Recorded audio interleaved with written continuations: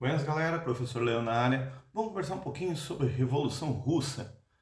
Sim, muita gente fala sobre comunismo, muita gente fala sobre a Rússia, principalmente nesse momento agora, que está tendo essa guerra da Ucrânia contra a Rússia.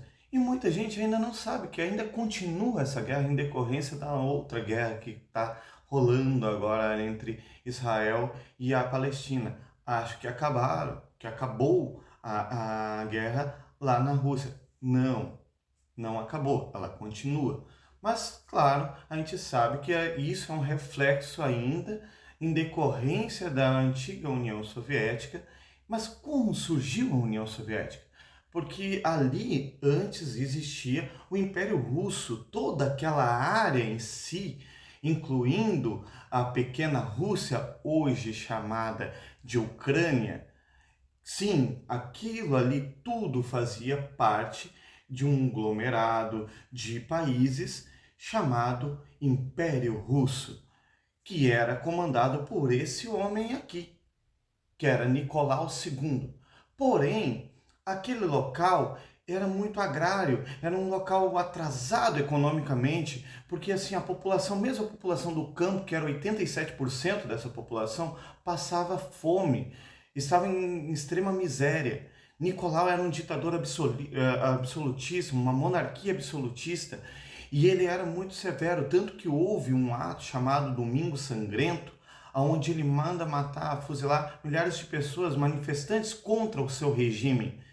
E até mesmo um encoraçado Potemkin, alguns militares que estavam ali sofreram reprimenda também em decorrência de motins contra o seu governo. Esse governo monárquico, que mesmo dentro das cidades, os poucos trabalhos que tinham ali, a pouca indústria que tinha ali, também sofria alguns motins, porque estavam satisfeitos, o pessoal passava uma extrema miséria. Mesmo assim, esse homem, alucinadamente, sem uma visão para o seu povo, coloca o quê? Todo o seu país em guerra, numa guerra que não era dele, na Primeira Guerra Mundial. Isso trouxe ainda mais insatisfação, ainda mais motins contra isso.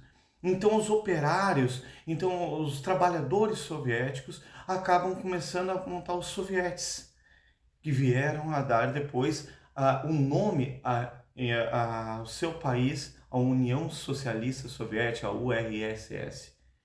Então o que acontece? Nesse momento há um líder desse motim, junto com esses trabalhadores, que se chama Lenin.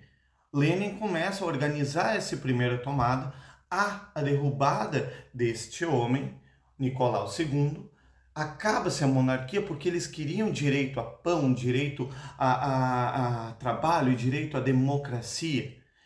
Então, com a esperança, em 1917, se coloca este homem, Kerensky, no lugar, num governo provisório.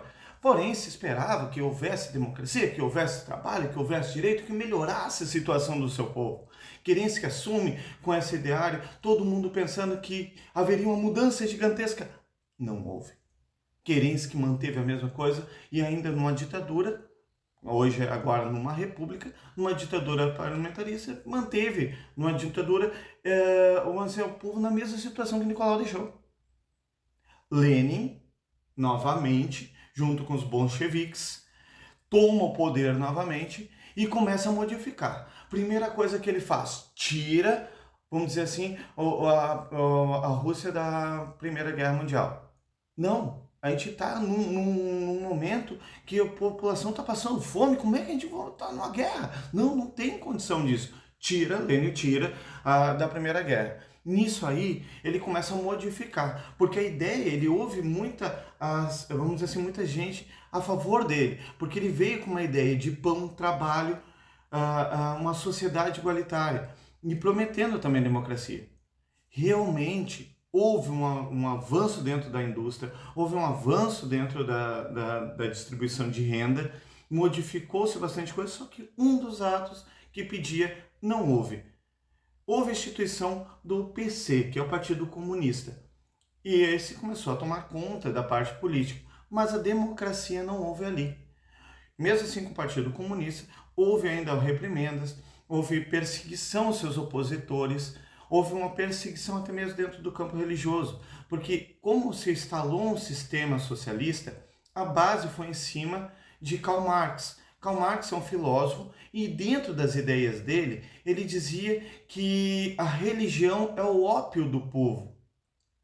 Então o que que acontece? O ópio do povo, por quê? Porque a religião, quando ela é levada independente da religião que seja, levada ao extremo, ao fanatismo, ela cega as pessoas. E quando cega as pessoas, tu pode pegar e induzir essas pessoas a fazer o que quiser, principalmente se tu monta um inimigo comum.